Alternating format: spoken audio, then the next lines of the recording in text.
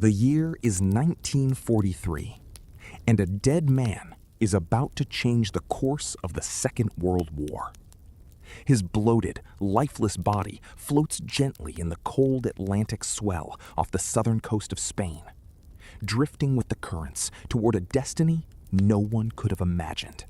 He is dressed in the uniform of a British Royal Marines officer, a captain no less, with the insignia of combined operations on his sleeve.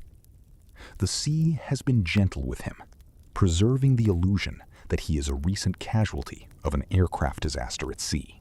Chained to his wrist with a leather-covered metal link is a black leather briefcase, the kind a senior courier would carry.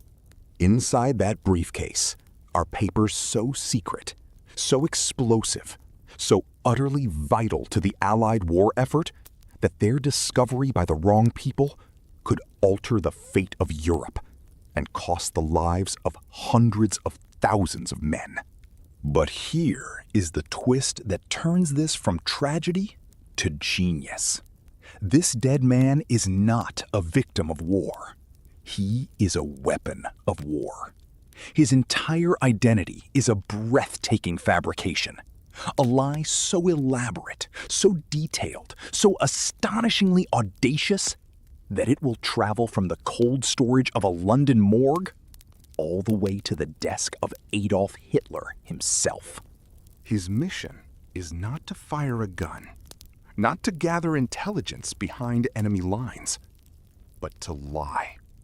To tell a story so compelling, so perfectly tailored to the fears and prejudices of the Nazi high command, that the German war machine will pivot on its axis and leave the true target of the Allied invasion completely undefended. This is not fiction.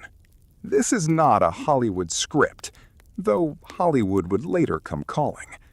This is the astonishing, almost unbelievable true story of Operation Mincemeat, the bizarre and brilliant hoax that fooled the Nazis, saved Sicily, and won the war.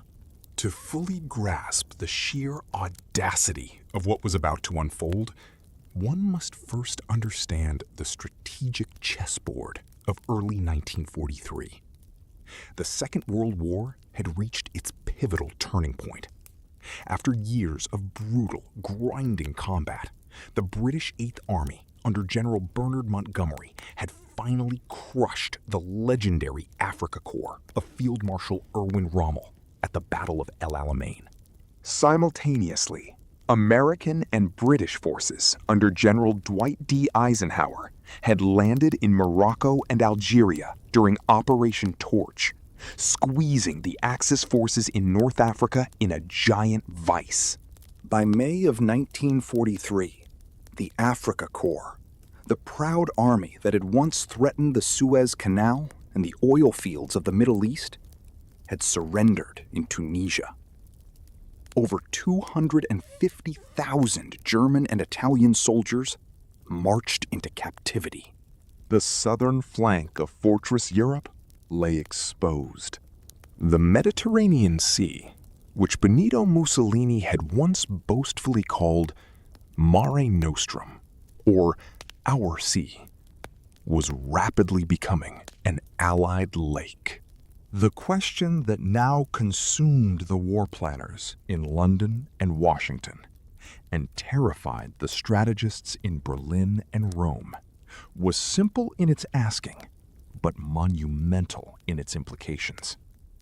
Where would the Allies strike next? The geography of the Mediterranean made the answer seem almost insultingly obvious. Look at a map. The island of Sicily sits at the very toe of the Italian boot, a natural stepping stone from the coast of Tunisia to the European mainland. Capturing Sicily would give the Allies control over the vital shipping lanes of the Mediterranean, provide airfields from which to bomb the Italian mainland and southern Germany, and perhaps most importantly, it would threaten to knock Italy, Hitler's primary European ally, completely out of the war. Winston Churchill, The indomitable British Prime Minister had summed up the situation with his characteristic bluntness. "Everyone but a bloody fool," he growled to his generals, "would know it's Sicily." And there lay the terrible problem. The Germans were not, by any stretch of the imagination, bloody fools. The German High Command, the Oberkommando der Wehrmacht, and the Führer himself were fully aware of Sicily's strategic significance. They had been fortifying the island for months, pouring in troops, artillery, Luftwaffe fighter squadrons, and constructing formidable coastal defenses. A direct, head-on amphibious assault against the heavily defended Sicily would be a bloodbath of catastrophic proportions.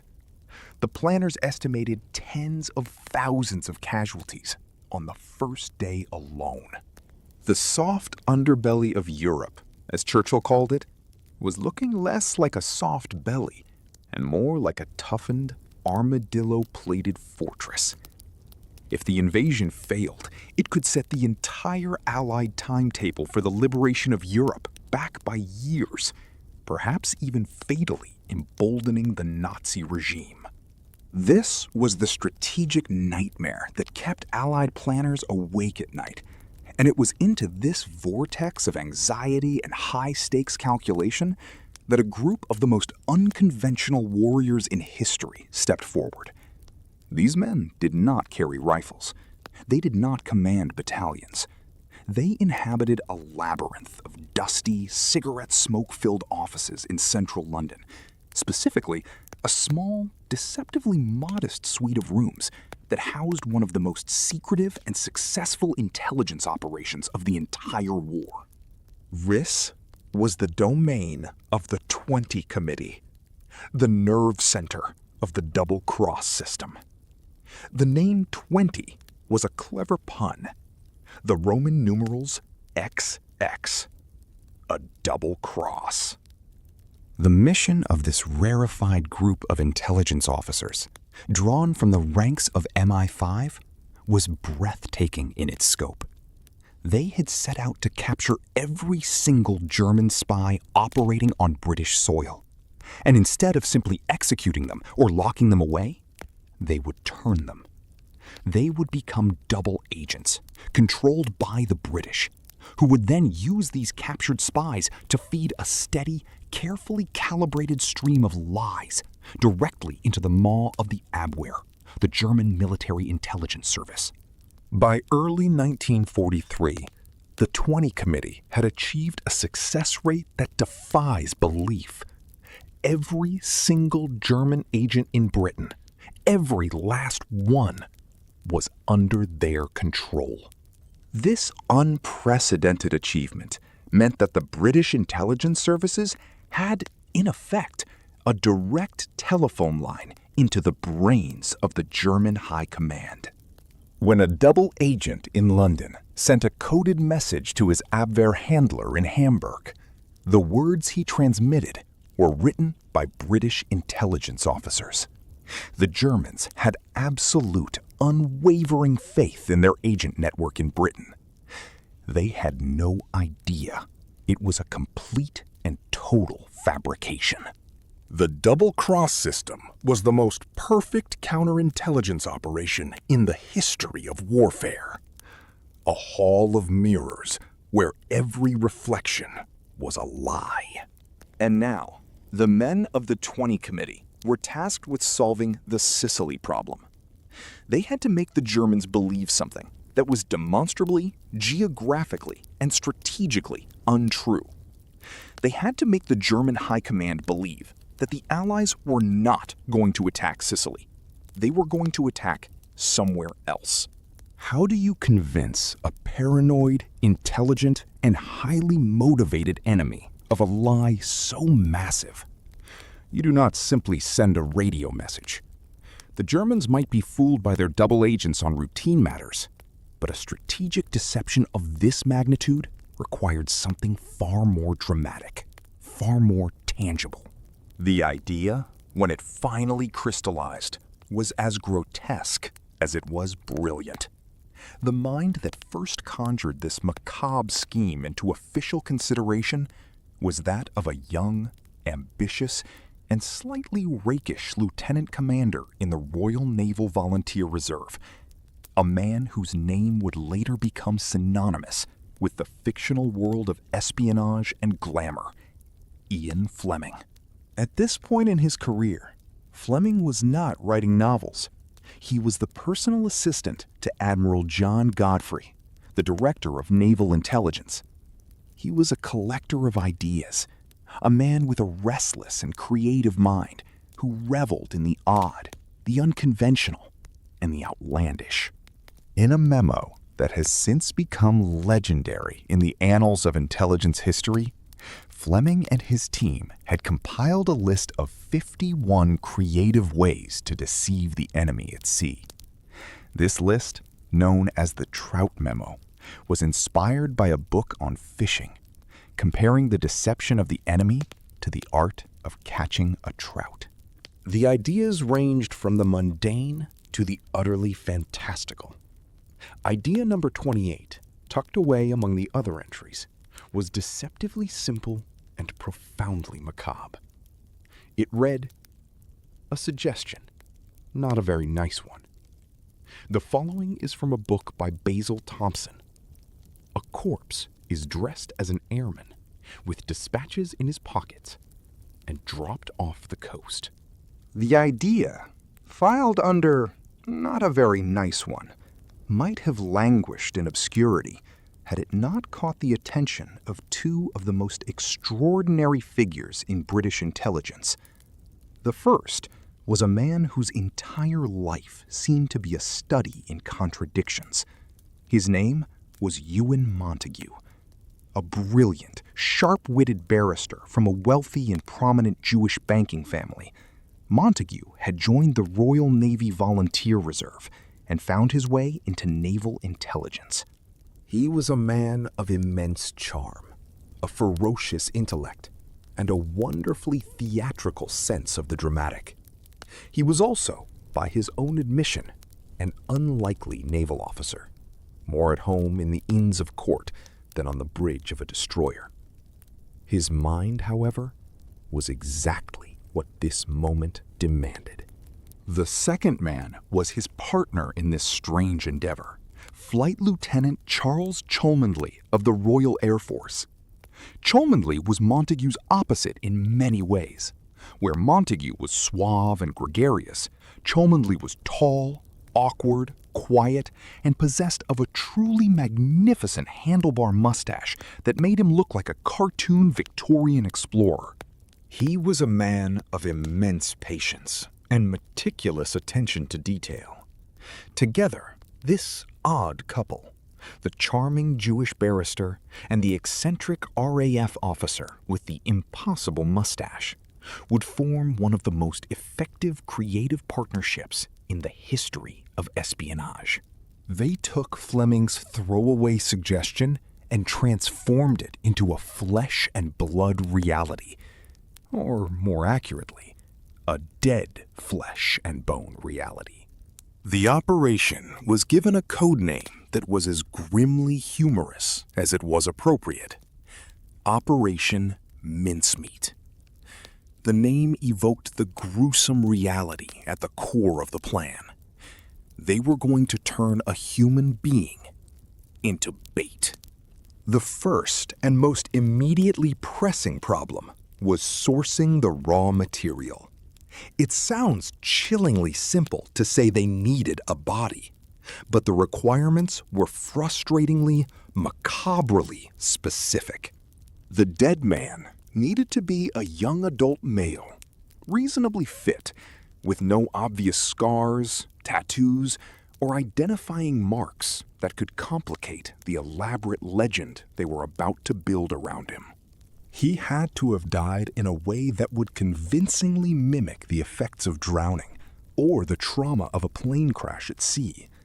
Crucially, his lungs had to contain fluid so that a Spanish pathologist performing an autopsy would find evidence consistent with death by asphyxiation by immersion. And above all, heartbreakingly, The body had to be unclaimed. He had to be a man with no grieving family who would step forward to claim him. No mother or father who would be horrified and traumatized by the desecration of their loved one's remains. Montague and Cholmondeley began a grim and deeply unsettling search through the coroner's offices and morgues of wartime London. The city was being relentlessly bombed by the Luftwaffe. Death was tragically ubiquitous. But finding a corpse that met all their precise specifications was proving surprisingly difficult. The bodies of bombing victims were often too badly mutilated. The bodies of the elderly or the infirm were unsuitable for a man supposedly in peak military condition. The search dragged on, the pressure mounting with each passing day as the date for the invasion of Sicily crept closer. Finally, after weeks of this morbid treasure hunt, they found their man. His name, which would be kept a closely guarded secret for over 50 years, was Glyndwr Michael. He was a 34-year-old Welshman, a drifter and a laborer who had fallen on desperately hard times. His life had been one of quiet tragedy and slow decline. He had come to London seeking work and found only poverty and despair. He was homeless, rootless, and profoundly alone. On a cold January day, he had been found dead in an abandoned warehouse near King's Cross Station. The cause of death was determined to be phosphorus poisoning, the result of ingesting rat poison. It was unclear if it was an act of deliberate suicide or a tragic accident born of starvation and desperation. What was clear was that Glyndwr Michael had no one in the world who would miss him. He was, in the most profound sense, a man without a country, without a family, without a history. Montague, who was Jewish, later wrote that he wrestled deeply with the ethics of using the body in this way. He consulted with religious authorities and was assured that the deception, being designed to save countless lives, justified the means. Glyndwr Michael's body was placed in cold storage, kept on ice in a refrigerated room, the temperature maintained just above freezing, while Montague and Cholmondeley began the intricate, audacious, and almost impossibly detailed work of transforming a forgotten vagrant into a man of significance, a man who would be mourned, a man who would change the world. And what a man he would become. Glyndwr Michael, the lonely man who died in a warehouse with nothing to his name, was about to be reborn as Captain William Martin, a temporary captain in the Royal Marines, assigned to the elite Combined Operations Headquarters. But a name and a rank are not an identity, and the genius of Operation Mincemeat, the element that elevates it from a clever trick to a masterpiece of applied psychology, lay in the diabolical, almost obsessive level of detail that Montague and his team poured into their creation. They understood that they were not just writing a cover story. They were building a human being from the ground up, piece by painstaking piece. A man so real, so vividly alive on paper, that he would fool not just the German intelligence analysts who would scrutinize his effects, but everyone who came into casual contact with his story. Montague, the barrister, approached the task like a lawyer building a case, anticipating every cross-examination, every skeptical question, every potential hole in the narrative. He gave William Martin a religion, Roman Catholic, a calculated choice to explain why a post-mortem might be avoided in deeply Catholic Spain, where respect for the dead was paramount. He was given a rank and a serial number, a place of birth in Cardiff, Wales, and a date of birth, March 29th, 1907. He was assigned to a real unit within combined operations, a detail that could be cross-checked if the Germans were thorough. Then came the work of building the texture of a life. Montague and Cholmondeley became obsessive collectors of the ephemera of existence. Captain William Martin's wallet was filled with the detritus of a life being actively lived.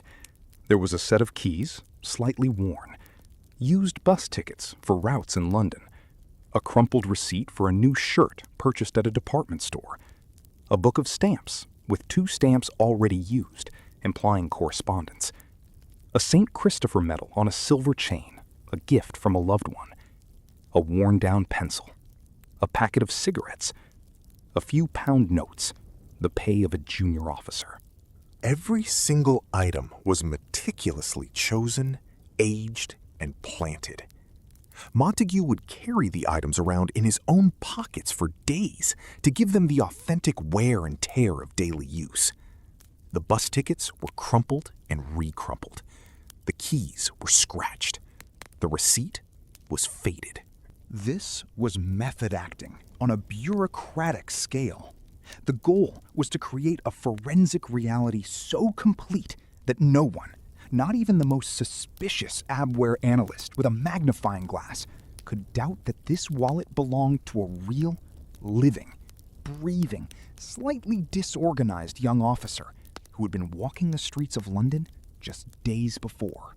And at the heart of this fabricated life, Montague placed its emotional centerpiece, the detail that would make the cold intelligence documents feel warm and achingly human. William Martin was in love, and his beloved's name was Pam. The creation of Pam was a collaborative effort, and here the operation took on a touch of the poetic, for Pam was not entirely fictional.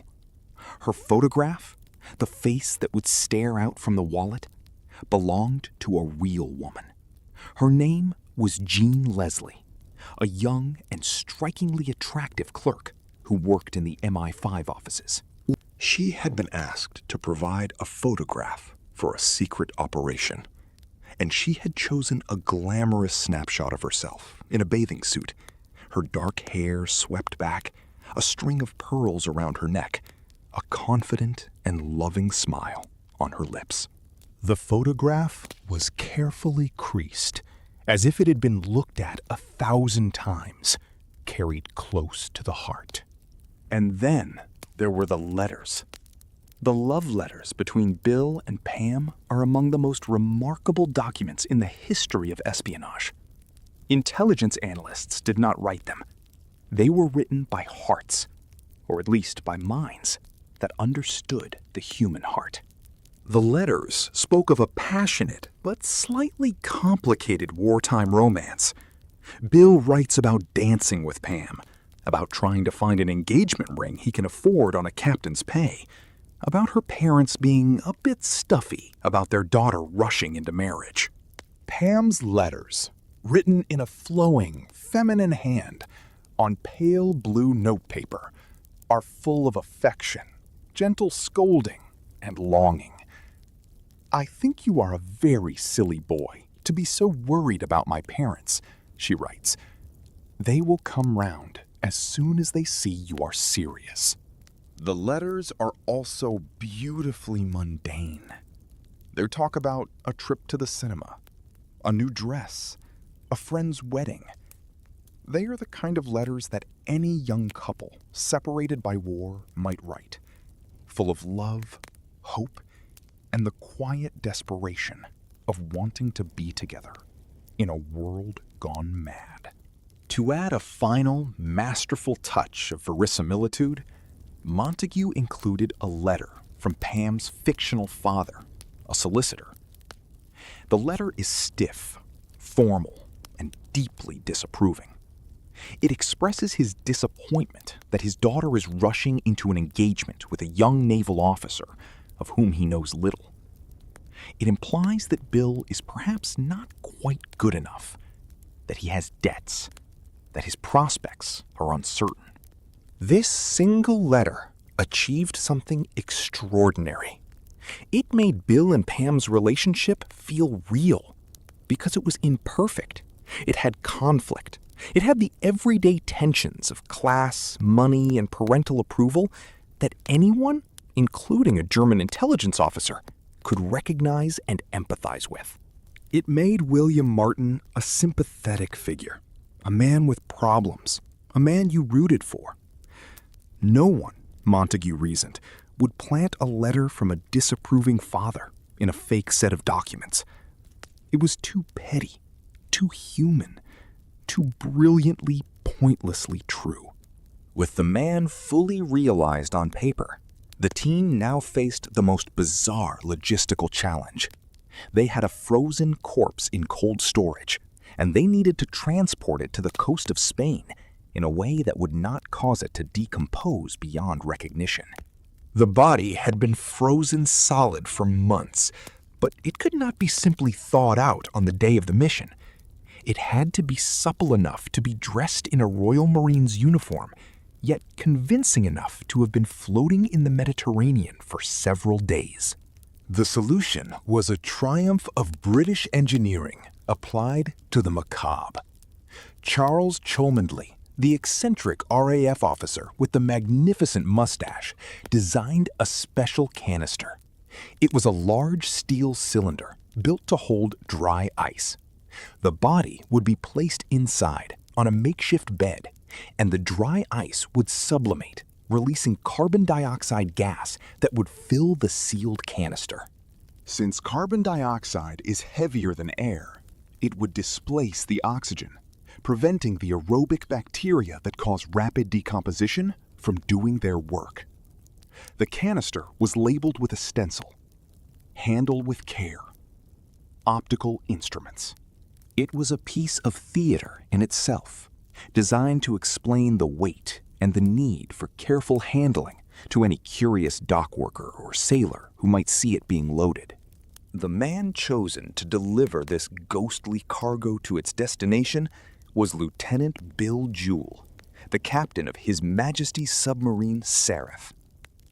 HMS Seraph was a sleek S-class submarine, a hunter of the deep, and her captain was a man of calm nerves and absolute competence. Jewell was briefed on the mission in a secure room. He was told he would be carrying a body, and he was told why.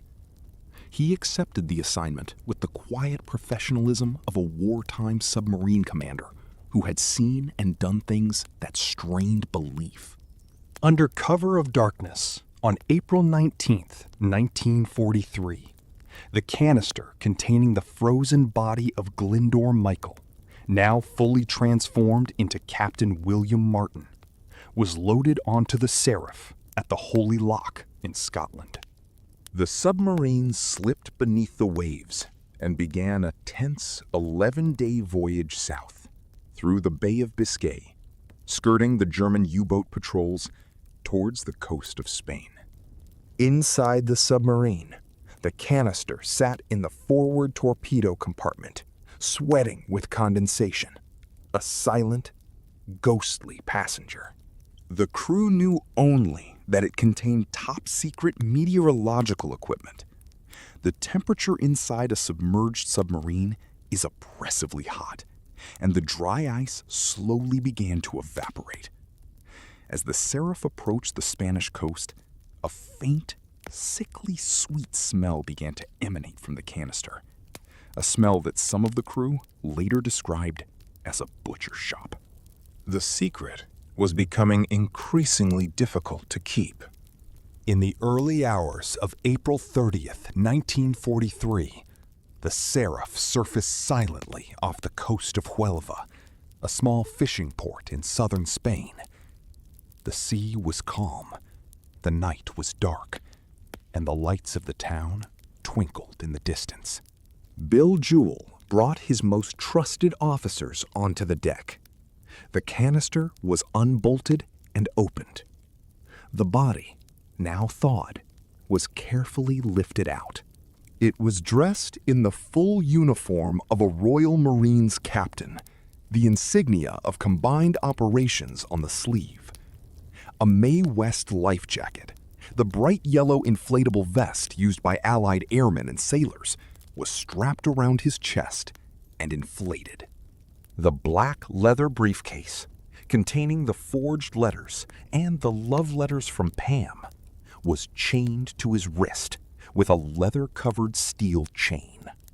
Lieutenant Jewell said a quiet prayer over the body, a gesture of respect for the man whose remains were about to be committed to the sea in the service of his country. Then, gently, the body of the man who was supposed to be Captain William Martin was pushed over the side and into the water. The Seraph's engines hummed to life, and the submarine slipped back beneath the waves, leaving the body alone, floating on the current, drifting slowly toward the shore. The body was discovered just a few hours later, at dawn, by a Spanish fisherman named José Antonio Rey Maria. He spotted the figure floating face down in the water, the yellow life jacket bobbing gently. He hauled the body into his boat and brought it to the shore at Punta Umbria, where it was immediately taken into custody by the local Spanish authorities. This was the moment the entire operation had been designed for.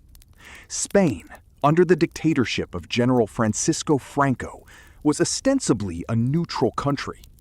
But Franco owed his victory in the brutal Spanish Civil War directly to the military support of Hitler and Mussolini. The Spanish regime was riddled with Axis sympathizers, and the Abwehr, the German intelligence service, operated with almost complete impunity on Spanish soil. The British had chosen the port of Huelva for a very specific reason. They knew that the Abwehr had a highly efficient and well-connected agent operating there, a man named Adolf Klaus. Klaus, who ran an agricultural supply business as cover, was a fanatically pro-Nazi German expatriate who had built a formidable spy network along the southern Spanish coast. The British knew that Klaus would hear about the body within hours. The trap was set. Everything now depended on the Spanish protocol. Under normal diplomatic procedure, any documents recovered from a deceased Allied officer should be handed over directly to the British vice consul without being examined. But the British were counting on the Spanish authorities. They did not disappoint. The Spanish Navy took custody of the body and the briefcase. A local naval judge was called to oversee the inventory of the effects. The British vice consul, Francis Hazelden, was notified, and he immediately began to act the part of a panicked diplomat, frantically demanding the return of the highly sensitive documents and the body. His very public anxiety was a carefully staged performance designed to convince any watching Germans that the briefcase contained something of earth-shattering importance. Meanwhile, behind closed doors, the briefcase was opened. The wax seals on the envelopes were carefully examined, their positions noted. The letters were photographed, page by painstaking page, by a pro-German Spanish naval officer who had been bribed and co-opted by Adolf Klaus's Abwehr network. The photographs were immediately rushed to Klaus, who developed them in his own darkroom and began transmitting the contents to Berlin. The briefcase was then carefully resealed, and the documents were placed back inside. The body of William Martin was given a cursory autopsy by a Spanish doctor, who, as anticipated, found water in the lungs and ruled the cause of death as asphyxiation by immersion, consistent with a plane crash at sea. The British vice consul was then officially handed the briefcase, with the Spanish authorities assuring him with straight faces that the contents had, of course, not been touched. Hazelden accepted the briefcase with a show of great relief and sent a coded telegram to London. Mincemeat swallowed whole. The photographs now began their journey from Spain to Berlin. They were hand-carried by Abwehr couriers through a network of safe houses, traveling through Madrid, across the French border, and into the heart of the Nazi intelligence apparatus. The documents were treated with the reverence due to a holy relic. The head of the Abwehr station in Spain, Wilhelm Leisner, personally vouched for their authenticity. He wrote a detailed report explaining the circumstances of the discovery, the frantic behavior of the British consul, the results of the autopsy, and everything. His endorsement was crucial.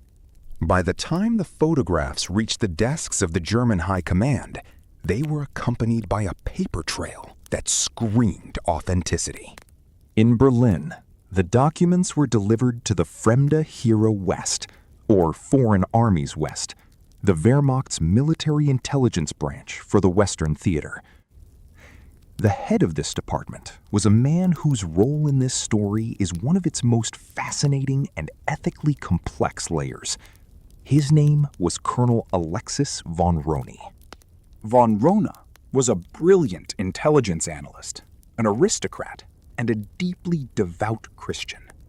He was also, secretly, a man who had grown to despise Adolf Hitler and the Nazi regime with a quiet, burning intensity. He believed the war was lost, and he believed that the sooner the Nazis were defeated, the more lives would be saved. When the Mincemeat documents arrived on his desk, von Rhone did something extraordinary. He looked at them with the cold eye of an intelligence professional, and he declared them to be absolutely, undeniably genuine. Some historians believe the brilliance of the forgery simply fooled him. Others believe that he actively chose to champion the false documents because he recognized them for what they were, a weapon against his own leadership.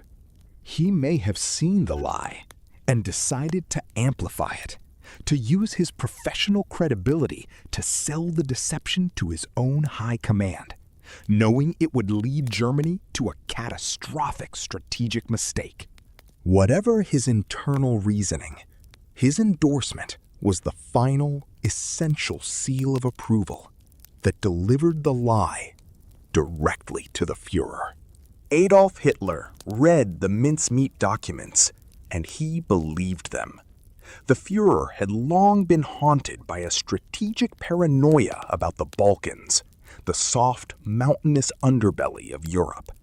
He had always feared that the Allies, led by the perfidious British, would seek to exploit the volatile political landscape of Greece, Yugoslavia, and Albania. The Mincemeat letters confirmed his deepest personal convictions. Here was proof, written in the careless gossip of high-ranking Allied officers, that the invasion of Sicily was a feint, and that the real blow would come against Sardinia and Greece. On May 12, 1943, just 2 weeks after the body was found, Hitler issued a directive that would fundamentally alter the balance of power in the Mediterranean. He ordered that measures regarding Sardinia and the Peloponnese take precedence over everything else. The 1st Panzer Division, one of the most powerful armored formations in the Wehrmacht, was pulled out of its position in France and ordered to begin moving towards Greece. The formidable German commander in the Mediterranean, Field Marshal Erwin Rommel, the legendary Desert Fox, was dispatched to Athens to personally oversee the fortification of the Greek coastline. Troops, artillery, and precious defensive resources were siphoned away from Sicily, the real target, and poured into the Balkans, the phantom target. The coastal defenses of Sicily were deliberately reduced in priority. Minefields were thinned. Fortifications were left half-built. The German defenders on the island, under the command of the Italian general Alfredo Guzzoni, were left in a state of dangerous unpreparedness, utterly convinced that any attack on them would be a diversion. On the night of July 9th, 1943, the Allies launched Operation Husky, the invasion of Sicily. It was the largest amphibious invasion in the history of warfare up to that point, an armada of over 3,000 ships carrying 160,000 troops. The American 7th Army, under General George S. Patton, and the British 8th Army, under General Bernard Montgomery, stormed the beaches of Sicily. The German High Command, paralyzed by the mincemeat deception, hesitated. Even as reports of the massive landings flooded in, they remained convinced that this was the feint, the diversion, and that the real invasion would fall on Sardinia or Greece at any moment. This catastrophic hesitation gave the Allies a priceless, unopposed window to establish their beachheads. In the first 3 critical days of the invasion, the German armored divisions that could have counterattacked and thrown the Allies back into the sea remained motionless, hundreds of miles away, waiting for an invasion that was never going to come. By the time the German command realized the terrible truth, it was too late. The Allies were ashore in overwhelming force. 38 days later, Sicily was completely in Allied hands. The Italian campaign had begun, and the fate of the Axis was sealed. The invasion of Sicily triggered a political earthquake in Rome. Just 2 weeks after the landings, Benito Mussolini, the strutting dictator who had dreamed of a new Roman Empire, was deposed by his own fascist Grand Council and arrested. Italy soon surrendered unconditionally, leaving Germany to fight alone on the European continent. The road to Rome was open, and behind it lay the long, bloody road to Berlin. The body of Glyndwr Michael, the man who had died alone in a warehouse, was buried with full military honors in the sunny cemetery of San Marco in Huelva, Spain. A simple marble headstone was erected over his grave, bearing the name of his fictional identity, William Martin, born 29th March, 1907, died 24th April, 1943, beloved son of John Glyndwr Martin and the late Antonia Martin of Cardiff, Wales. The grave became a site of quiet pilgrimage for those few who knew the secret. The British government kept the truth of Operation Mincemeat hidden for 50 years. The files were locked away under the highest classification. The men and women who had played their parts took their vows of secrecy seriously. It was not until 1996, after the release of wartime documents, that an amateur historian named Roger Morgan finally succeeded in identifying the real man in the grave. The Commonwealth War Graves Commission, in a gesture of profound respect, added a new inscription to the foot of the headstone. It reads, Glyndwr Michael served as Major William Martin R.M. The legacy of Operation Mincemeat is unparalleled in the history of deception. It was a lie that saved the lives of tens of thousands of men, a macabre, theatrical, and almost unimaginably audacious hoax that reached into the brain of a genocidal dictatorship and caused it to commit a catastrophic strategic error.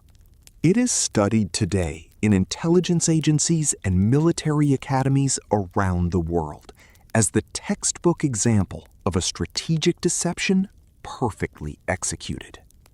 The operation succeeded because its architects understood a deep and uncomfortable truth about the human mind. The most powerful lies are not the ones that are merely told. They are the ones that are discovered. The Germans were not told to believe in Greece and Sardinia. They were allowed to find the secret, to steal it, to photograph it in the dark, to feel the thrill of illicit knowledge. They believed the lie because they had worked for it. And at the heart of this grand deception was the most unlikely of heroes, a forgotten, homeless man whose lonely death was given an impossible meaning, a fictional love story that broke the hearts of spies, and a dead man who sailed across the sea to become the soldier who never was, the man who won the war. If this astonishing true story of deception and sacrifice moved you, please like this video, drop a comment with your thoughts, and subscribe to the channel for more incredible tales from history. A dead man changed the course of World War II. Now help his story reach the world.